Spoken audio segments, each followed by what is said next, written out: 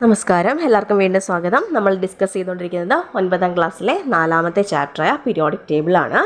ഈ ഫിഗറിൽ കാണുന്ന സയൻറ്റിസ്റ്റുകളൊക്കെ എല്ലാവർക്കും ഓർമ്മയുണ്ടാവുമെന്ന് വിശ്വസിക്കുന്നു. ആദ്യത്തെ ആളാരായിരുന്നു? Lavoisier, Dobereiner, Newlands, Mendeleev, Henry മോസ്ലിയുടെയാണ് മോഡേൺ പീരിയോഡിക് ടേബിൾ. ഈ സയൻറ്റിസ്റ്റുകളെയൊക്കെ നമ്മൾ കഴിഞ്ഞ ക്ലാസ്സിൽ വിശദമായിട്ട് ഹിസ്റ്ററി ഓഫ് പീരിയോഡിക് ടേബിളിൽ നമ്മൾ ഡിസ്കസ് ചെയ്തതാണ്. ഇവരെല്ലാവരും തന്നെ എലമെൻറ്റുകളെയൊക്കെ വർഗീകരിക്കുകയൊക്കെ ചെയ്തു. മെന്റലീവാണ് പീരിയോഡിക് ടേബിൾ ഇൻട്രൊഡ്യൂസ് ചെയ്തത്. ഫാദർ ഓഫ് പീരിയോഡിക് ടേബിൾ എന്നറിയപ്പെടുന്ന മെന്റലീവാണെന്ന് പറഞ്ഞു. അപ്പോൾ ഇന്ന് നിലനിൽക്കുന്ന നമ്മൾ പഠിക്കാൻ ഉപയോഗിക്കുന്ന പീരിയോഡിക് ടേബിൾ എന്ന് പറയുന്നത് ഹെൻറി മോസ്ലി ഡെവലപ്പ് ചെയ്ത മോഡേൺ പീരിയോഡിക് ടേബിളാണ്. നമുക്ക് ക്ലാസ്സിലേക്ക് കിടക്കാം.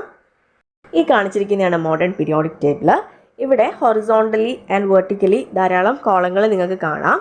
അതിനുള്ളിൽ അറ്റോമിക് നമ്പറിൻ്റെ ഇൻക്രീസിങ് ഓർഡറിനനുസരിച്ചാണ് പലതരം എലമെൻറ്റുകളെ ഫില്ല് ചെയ്തിരിക്കുന്നത്.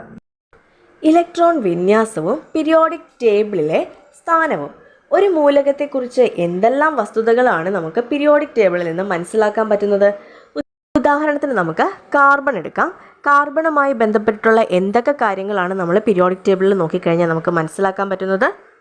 എലമെൻറ്റിൻ്റെ പേര് അതിൽ എഴുതി വെച്ചിട്ടുണ്ടാവും. ഇവിടെ ഇപ്പോൾ കാർബൺ എന്ന് എഴുതിയിട്ടുണ്ട്. കാർബണിൻ്റെ പ്രതീകം സി ആണ്. ഇപ്പോൾ സി എന്ന് അതിൽ എഴുതി വെച്ചിട്ടുണ്ടാവും. സിംബോളിക്കൽ റെപ്രസെൻറ്റേഷനും ഉണ്ട്. അതുപോലെ അറ്റോമിക് നമ്പർ, കാർബണിൻ്റെ അറ്റോമിക് നമ്പർ 6 ആണ് അല്ലേ. സി ആണ് സിമ്പിൾ. ആ സിയെ നമ്മൾ ഉള്ളിലേക്കൊന്ന് ചുറ്റിച്ച് കഴിഞ്ഞാൽ 6 ആവും. അപ്പോൾ കാർബണിൻ്റെ അറ്റോമിക് നമ്പർ 6 ആണ്.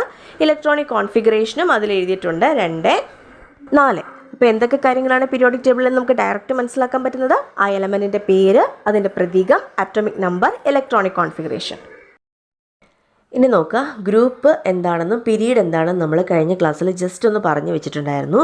മുകളിൽ നിന്ന് താഴേക്ക് കുത്തനെ കാണപ്പെടുന്ന വെർട്ടിക്കലായിട്ടുള്ള കോളങ്ങളെ നമ്മൾ ഗ്രൂപ്പുകളെന്നും, ഇടത്തു നിന്ന് വലത്തേക്ക് അതായത് വിലങ്ങനെയുള്ള കോളങ്ങൾ, ഹൊറിസോണ്ടൽ ആയിട്ടുള്ള കോളങ്ങളെ നമ്മൾ പീരീഡുകളെന്നും വിളിക്കുന്നു. എങ്കിൽ ആദ്യത്തെ ഗ്രൂപ്പിൽ വരുന്ന എലമെൻറ്റുകൾ ഏതൊക്കെയാണ്?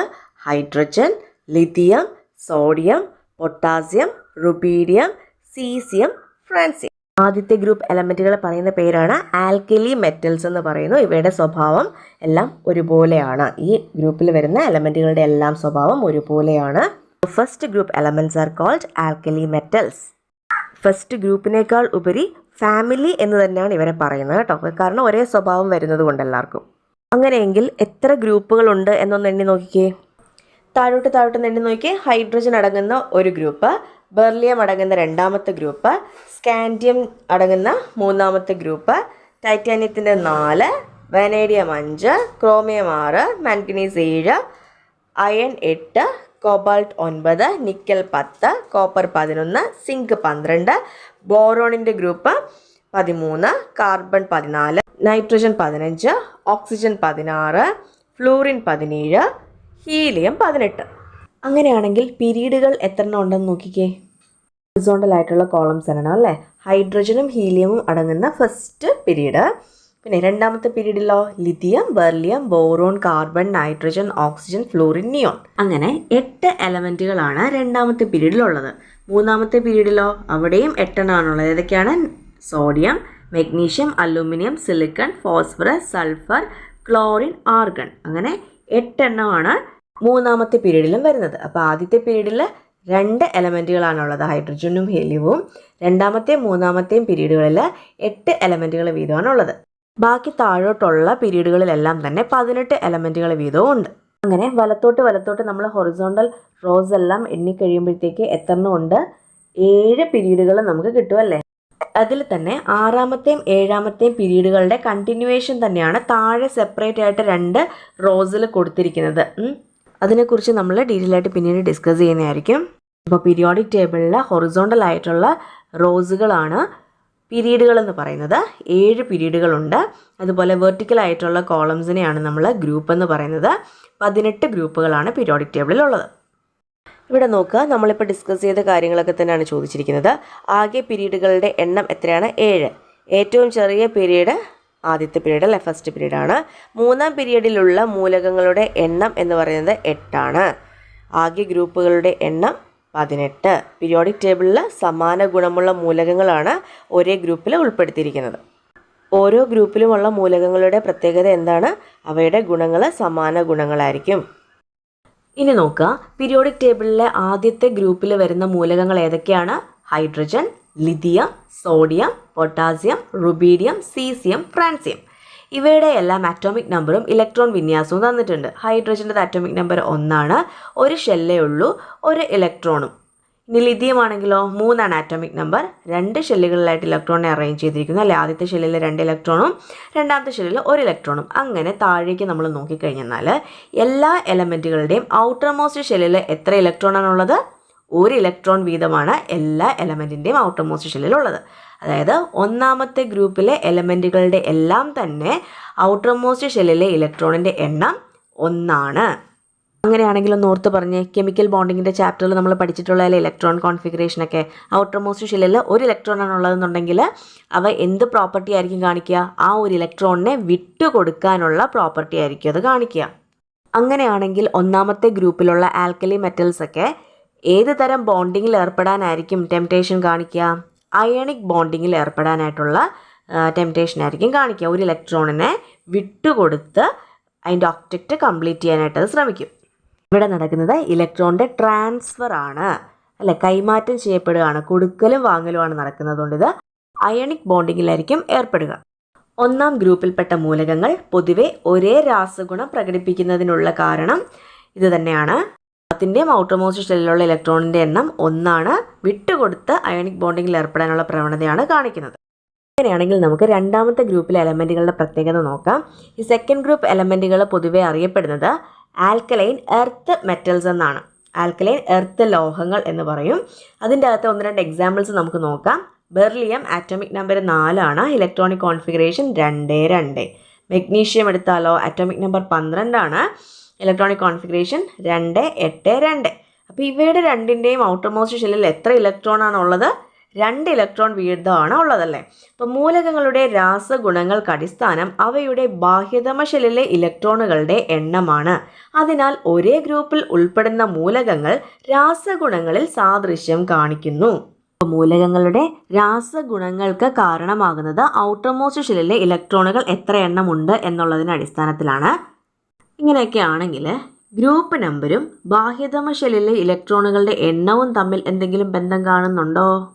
അതായത് group number is equal to number of electrons in the outermost shell. Outermost ഷെല്ലിലെ ഇലക്ട്രോണിൻ്റെ എണ്ണം തന്നെയാണ് ഗ്രൂപ്പ് നമ്പർ എന്ന് പറയുന്നത്. രണ്ടാം ഗ്രൂപ്പിലെ മൂലകങ്ങളുടെ ഇലക്ട്രോൺ വിന്യാസം എഴുതിയത് പരിശോധിച്ചല്ലോ. ഗ്രൂപ്പ് നമ്പരുമായി ബന്ധപ്പെട്ട് എന്ത് പ്രത്യേകതയാണ് നിങ്ങൾക്ക് കാണാൻ പറ്റുന്നത്? ഔട്ടർ മോസ്റ്റ് ഷെല്ലിലെ ഇലക്ട്രോണിൻ്റെ എണ്ണവും 2, ഗ്രൂപ്പ് നമ്പരും 2 തന്നെയാണ്. അപ്പോൾ 1, 2 ഗ്രൂപ്പുകൾ പ്രത്യേകം ഓർക്കുക. 1, 2 ഗ്രൂപ്പുകളിലെ മൂലകങ്ങളിലെ ബാഹ്യതമ ഷെല്ലിലെ ഇലക്ട്രോണുകളുടെ എണ്ണമാണ് അവയുടെ group number. Okay, outermost ഷെല്ലിലെ ഇലക്ട്രോണിൻ്റെ എണ്ണം എത്രയാണോ അത് തന്നെയാണ് അവയുടെ ഗ്രൂപ്പ് നമ്പരും. ഒന്നാമത്തെയും രണ്ടാമത്തെയും ഗ്രൂപ്പുകളിലെ മൂലകങ്ങളിലെ ബാഹ്യതമ ഷെല്ലിലെ ഇലക്ട്രോണുകളുടെ എണ്ണമാണ് അവയുടെ ഗ്രൂപ്പ് നമ്പർ. ഇനി നോക്കുക, 13 മുതൽ 18 വരെ ഗ്രൂപ്പിലെ രണ്ടാം പീരീഡിലെ എങ്ങനെയാണ് പറഞ്ഞിരിക്കുന്നത്? 13 മുതൽ 18 വരെ ഗ്രൂപ്പിലെ 13ാമത്തെ ഗ്രൂപ്പിൽ തന്നെ ബോറോൺ തൊട്ട് താഴോട്ട് കുറേ എലമെൻറ്റുകളുണ്ട്. 14ാം ഗ്രൂപ്പിലെ കാർബണും താഴോട്ട് വേറെയും കാർബൺ ഫാമിലിയിൽ വരുന്ന ബാക്കി എലമെൻറ്റുകളുണ്ട്. അപ്പം നമുക്ക് അവയിൽ ഏത് എലമെൻറ്റുകളെയാണ് ഉദ്ദേശിച്ചിരിക്കുന്നത് നമ്മൾ എങ്ങനെ തിരിച്ചറിയും? നമ്മുടെ അഡ്രസ്സൊക്കെ പറയുന്നത് പോലെ 13 മുതൽ 18 വരെ ഗ്രൂപ്പിലെ രണ്ടാം പീരീഡിലെ മൂലകങ്ങൾ. ആരാ രണ്ടാം പീരീഡിലെ താമസക്കാർ? Boron, carbon, nitrogen, oxygen, fluorine, neon അല്ലേ. അപ്പോൾ 13 മുതൽ 18 വരെ ഗ്രൂപ്പിലെ രണ്ടാം പീരീഡിലെ മൂലകങ്ങളുടെ ഇലക്ട്രോൺ വിന്യാസം തന്നിട്ടുണ്ട്. അത് നമുക്ക് നോക്കാം.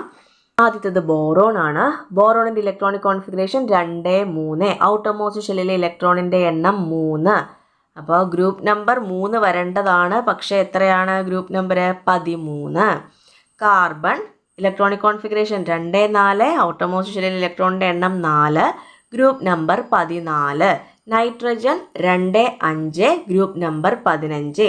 Oxygen electronic configuration 2, 6. Group number 16. Fluorine 2, 7. Group number 17. Neon 2, 8. Group number 18. Group നമ്പറും ബാഹ്യതമ ഷെല്ലിലെ ഇലക്ട്രോണിൻ്റെ എണ്ണവും തമ്മിലുള്ള വ്യത്യാസം എത്രയാണ്? 10. ഇവയുടെ ബാഹ്യതമ ഷെല്ലിലെ ഇലക്ട്രോണിൻ്റെ എണ്ണത്തോടൊപ്പം 10 കൂട്ടിയാൽ ഗ്രൂപ്പ് നമ്പർ കിട്ടും. ബോറോണിൻ്റെ ഔട്ടർ മോസ്റ്റ് ഷെല്ലിൽ 3 ഇലക്ട്രോൺ ഉണ്ട്. അതിൻ്റെ കൂടെ 10 കൂട്ടിയാൽ ബോറോൺ അടങ്ങുന്ന ഫാമിലിയുടെ ഗ്രൂപ്പ് നമ്പർ കിട്ടും 13. അതുപോലെ കാർബൺ ഫാമിലിയുടെ ഗ്രൂപ്പ് നമ്പർ കിട്ടണമെങ്കിൽ കാർബണിൻ്റെ ഔട്ടർ മോസ്റ്റ് ഷെല്ലിൽ 4 ഇലക്ട്രോണുകളുണ്ട്. അതിൻ്റെ കൂടെ 10 കൂട്ടുക 14 എന്ന് കിട്ടും ഗ്രൂപ്പ് നമ്പർ. അങ്ങനെയാണെങ്കിലേ ഇതൊന്നും കൂടെ ഒന്ന് നോക്കിയേ. ഹൈഡ്രജൻ എന്ന മൂലകം ആദ്യത്തെ പീരീഡിൽ വരുന്നതാണ് അല്ലേ? എത്ര ഷെല്ലുണ്ട് ഹൈഡ്രജന്? 1 ഷെല്ലാണ്. ലിഥിയം ശരിക്കും രണ്ടാമത്തെ പീരീഡിൽ വരുന്നതാണ്. ഗ്രൂപ്പ് ഒന്ന് തന്നെ, ഒന്നാമത്തെ ഗ്രൂപ്പിലെ രണ്ടാമത്തെ പീരീഡിൽ വരുന്ന എലമെൻ്റാണ് ലിഥിയം. അതിന് എത്ര ഷെല്ലുണ്ട്? 2 ഷെല്ലുണ്ട്. ഒന്നാമത്തെ ഗ്രൂപ്പിലെ 3ാമത്തെ പീരീഡിൽ വരുന്നതാണ് സോഡിയം. സോഡിയത്തിൻ്റെ എത്ര ഷെല്ലുണ്ട്? സോഡിയത്തിന് 3 ഷെല്ലുകളാണുള്ളത്. ഒന്നാമത്തെ ഗ്രൂപ്പിലെ 4ാമത്തെ പീരീഡിൽ വരുന്ന എലമെൻ്റാണ് പൊട്ടാസ്യം. പൊട്ടാസ്യത്തിന് എത്ര ഷെല്ലുകളുണ്ട്? 4 ഷെല്ലുകളുണ്ട്. റുബീഡിയം ഒന്നാമത്തെ ഗ്രൂപ്പിലെ 5ാമത്തെ പീരീഡിൽ വരുന്ന എലമെൻ്റാണ്. എത്ര ഷെല്ലുകളുണ്ട്? 5 ഷെല്ലുകളുണ്ട്. അടുത്തത് സീസിയം ഒന്നാമത്തെ ഗ്രൂപ്പിലെ 6ാമത്തെ പീരീഡിൽ വരുന്ന എലമെൻ്റാണ്. നമ്പർ ഓഫ് ഷെൽസ് 6 എണ്ണം. അടുത്തത് ഫ്രാൻസിയം ഒന്നാമത്തെ ഗ്രൂപ്പിലെ 7ാമത്തെ പീരീഡിൽ വരുന്ന എലമെൻ്റാണ്. എത്ര ഷെല്ലുകളുണ്ട്? 7 ഷെല്ലുകൾ. അങ്ങനെയാണെങ്കിൽ നമുക്ക് പറയാം ഷെല്ലുകളുടെ എണ്ണവും പീരീഡിൻ്റെ എണ്ണവും തുല്യമാണ്. ഒരു എലമെൻറ്റിൻ്റെ പീരീഡ് കണ്ടുപിടിക്കാൻ അതിൽ എത്ര ഷെല്ലുകൾ ഉണ്ടെന്ന് നോക്കിയാൽ മതി അല്ലേ? ഷെല്ലുകളുടെ എണ്ണവും പീരീഡ് നമ്പറും തമ്മിൽ എന്തെങ്കിലും ബന്ധമുണ്ടോ? Period is equal to number of shells. കുറച്ച് എക്സാമ്പിൾസ് ഇവിടെ കൊടുത്തിട്ടുണ്ട്, നമുക്ക് നോക്കാം. സോഡിയത്തിൻ്റെ ഇലക്ട്രോൺ വിന്യാസം 281, ഷെല്ലുകളുടെ എണ്ണം 3, പീരീഡ് നമ്പർ 3. കാൽഷ്യത്തിൻ്റെ ഇലക്ട്രോൺ വിന്യാസം 2882, ഷെല്ലുകളുടെ എണ്ണം 4, പീരീഡ് നമ്പർ 4. ഗാലിയം ഇലക്ട്രോൺ വിന്യാസം 2818, ഷെല്ലുകളുടെ എണ്ണം 4, പീരീഡ് നമ്പർ 4. ഇൻഡിയം ഇലക്ട്രോൺ വിന്യാസം 2818, ഷെല്ലുകളുടെ എണ്ണം 5, പീരീഡ് നമ്പറും 5. ഒരു മൂലകത്തിലെ ഷെല്ലുകളുടെ എണ്ണവും പീരീഡ് നമ്പറും തുല്യമാണ്. ഓരോ ഗ്രൂപ്പിലെയും മൂലകങ്ങളുടെ പൊതുവായ സവിശേഷതകൾ അനുസരിച്ച് അവയെ വിവിധ മൂലക കുടുംബങ്ങളായി പരിഗണിക്കാറുണ്ട്. ആ മൂലക കുടുംബങ്ങൾ ഏതൊക്കെയാണെന്ന് നമുക്കൊന്ന് പരിചയപ്പെടാം. ഒന്നാമത്തെ ഗ്രൂപ്പിലെ എലമെൻറ്റുകളെയാണ് നമ്മൾ ആൽക്കലി മെറ്റൽസ് അഥവാ ആൽക്കലി ലോഹങ്ങൾ എന്നാണ് നമ്മൾ അവയെ പറയുക. രണ്ടാമത്തെ ഗ്രൂപ്പിൽ വരുന്ന എലമെൻറ്റുകളെ ആൽക്കലൈൻ എർത്ത് മെറ്റൽസ് എന്ന് പറയും. ഇനി 3 തൊട്ട് 12 വരെയുള്ള ഗ്രൂപ്പിലെ എലമെൻറ്റുകളെയൊക്കെ നമ്മൾ സംക്രമണ ലോഹങ്ങൾ അഥവാ ട്രാൻസിഷൻ എലമെൻറ്റ്സ് എന്നാണ് പറയുന്നത്. ഇനി 13ാമത്തെ ഗ്രൂപ്പിലെ എലമെൻറ്റുകളെയൊക്കെ ബോറോൺ കുടുംബം എന്ന് പറയും. ആ ഗ്രൂപ്പിലെ ആദ്യത്തെ എലമെൻറ്റ് ബോറോൺ ആണ്. ഇനി 14ാമത്തെ ഗ്രൂപ്പിലെ എലമെൻറ്റുകളെയൊക്കെ നമ്മൾ കാർബൺ കുടുംബം എന്നാണ്, കാർബൺ ഫാമിലി എന്ന് പറയും. 14ാമത്തെ ഗ്രൂപ്പിലെ ആദ്യത്തെ എലമെൻറ്റ് കാർബൺ തന്നെയാണ്. 15ാമത്തെ ഗ്രൂപ്പിലെ എലമെൻറ്റുകളെയൊക്കെ നമ്മൾ നൈട്രജൻ ഫാമിലി എന്നും 16ാമത്തെ ഗ്രൂപ്പിലെ എലമെൻറ്റുകളെ ഓക്സിജൻ ഫാമിലി എന്നും നമ്മൾ പറയുന്നു. ഇനി 17ാമത്തെ ഗ്രൂപ്പിലെ എലമെൻറ്റുകളെയാണ് ഹാലോജനുകൾ എന്നാണ് പറയുന്നത്. ഓർത്തിരിക്കുക, 17ാമത്തെ ഗ്രൂപ്പിലെ എലമെൻറ്റുകളാണ് ഹാലോജൻസ്. 18ാമത്തെ ഗ്രൂപ്പിലെ എലമെൻറ്റുകളെ ഉത്കൃഷ്ടവാതകങ്ങൾ അഥവാ നോബിൾ ഗ്യാസ് എന്നാണ് അറിയപ്പെടുന്നത്. 18ാമത്തെ ഗ്രൂപ്പിലെ എലമെൻറ്റുകളാണ് ഉത്കൃഷ്ടവാതകങ്ങൾ അഥവാ നോബിൾ ഗ്യാസസ്. അടുത്തതാണ് പീരിയോഡിക് ടേബിളിൽ ഹൈഡ്രജൻ്റെ സ്ഥാനം. ഈ ഹൈഡ്രജൻ സയൻറ്റിസ്റ്റുകളുടെ എല്ലാം തന്നെ ഉറക്കം കെടുത്തിക്കൊണ്ടിരുന്ന ഒരു എലമെൻ്റാണ്. പീരിയോഡിക് ടേബിളിലെ ഹൈഡ്രജൻ്റെ സ്ഥാനം ഇപ്പോഴും ചർച്ചയ്ക്ക് വിഷയമാണ്. മിക്ക പീരിയോഡിക് ടേബിളിലും ഹൈഡ്രജന് ആൽക്കലി ലോഹങ്ങൾക്ക് മുകളിലാണ് സ്ഥാനം നൽകിയിട്ടുള്ളത്. എന്നാൽ ഹൈഡ്രജൻ ഒരു അലോഹമാണ്. ആൽക്കലി ലോഹങ്ങൾ ഏകാറ്റോമികമായിരിക്കുമ്പോൾ ഹൈഡ്രജൻ ദ്വയാറ്റോമികമാണ്. ആൽക്കലി ലോഹങ്ങളെ പോലെ ചില രാസപ്രവർത്തനങ്ങളിൽ ഹൈഡ്രജന് ഒരു ഇലക്ട്രോൺ നഷ്ടപ്പെടുന്നു. അതേസമയം ചില രാസപ്രവർത്തനങ്ങളിൽ ഹാലോജനുകളെ പോലെ ഒരു ഇലക്ട്രോൺ നേടുന്നു. ആൽക്കലി ലോഹങ്ങളെല്ലാം ഖരാവസ്ഥയിലായിരിക്കുമ്പോൾ ഹൈഡ്രജൻ വാതകാവസ്ഥയിലാണ്. ആൽക്കലി ലോഹങ്ങൾക്ക് പൊതുവെ അയോണീകരണ ഊർജം കുറവായിരിക്കുമ്പോൾ ഹൈഡ്രജൻ്റെ അയോണീകരണ ഊർജം ഹാലോജനുകളെ പോലെ ഉയർന്നതാണ്. ഏറ്റവും കുറഞ്ഞ അളവിൽ കണ്ടുവരുന്ന വാതകമാണ് റെഡോൺ. അപ്പോൾ ഹൈഡ്രജൻ ഒരു നോൺ മെറ്റൽ ആണെങ്കിലും ഹൈഡ്രജനെ ഇൻക്ലൂഡ് ചെയ്തിരിക്കുന്ന ഏത് ഗ്രൂപ്പിലാണ്? മെറ്റലുകളുടെ കൂട്ടത്തിലാണ്. ആ ഗ്രൂപ്പിലുള്ള മറ്റ് എലമെൻറ്റുകളൊക്കെ മോണോ അറ്റോമിക് ആണെങ്കിൽ ഹൈഡ്രജൻ എങ്ങനെയാണ്? ഡയാറ്റോമിക് ആണ്. രാസപ്രവർത്തനങ്ങളിൽ ഏർപ്പെടുമ്പോൾ ആൽക്കലി മെറ്റൽസിനെ പോലെ ഇലക്ട്രോൺ നഷ്ടപ്പെടുത്തുകയും ചെയ്യുന്നുണ്ട്, എന്നാൽ ചില കെമിക്കൽ റിയാക്ഷനിൽ ഏർപ്പെടുമ്പോൾ ഹാലോജൻസിനെ പോലെ ഇലക്ട്രോണിനെ സ്വീകരിക്കുകയും ചെയ്യുന്നുണ്ട്. ആൽക്കലി മെറ്റൽസ് എല്ലാം തന്നെ സോളിഡ് സ്റ്റേറ്റിലാണ്, പക്ഷേ ഹൈഡ്രജൻ ഗേഷ്യസ് സ്റ്റേറ്റിലാണ്. ആൽക്കലി എലമെൻസിൻ്റെ എല്ലാം അയണൈസേഷൻ എനർജി വളരെ കുറവാണ്, എന്നാൽ ഹൈഡ്രജൻ്റെ അയണൈസേഷൻ എനർജി ഹാലോജനെ പോലെ കൂടുതലാണ്. അപ്പോൾ ഇന്നത്തെ ക്ലാസ് തൽക്കാലം ഇവിടെ അവസാനിപ്പിക്കുകയാണ്. എല്ലാവർക്കും ക്ലാസ് മനസ്സിലായി കാണും എന്ന് വിശ്വസിക്കുന്നു. എന്തെങ്കിലും സംശയം ഉണ്ടെന്നുണ്ടെങ്കിൽ നിങ്ങൾക്ക് കമൻറ്റിലൂടെ അറിയിക്കാവുന്നതാണ്. അപ്പോൾ ക്ലാസ് ഇഷ്ടമായി എന്നുണ്ടെങ്കിൽ സപ്പോർട്ട് ചെയ്യുക. താങ്ക്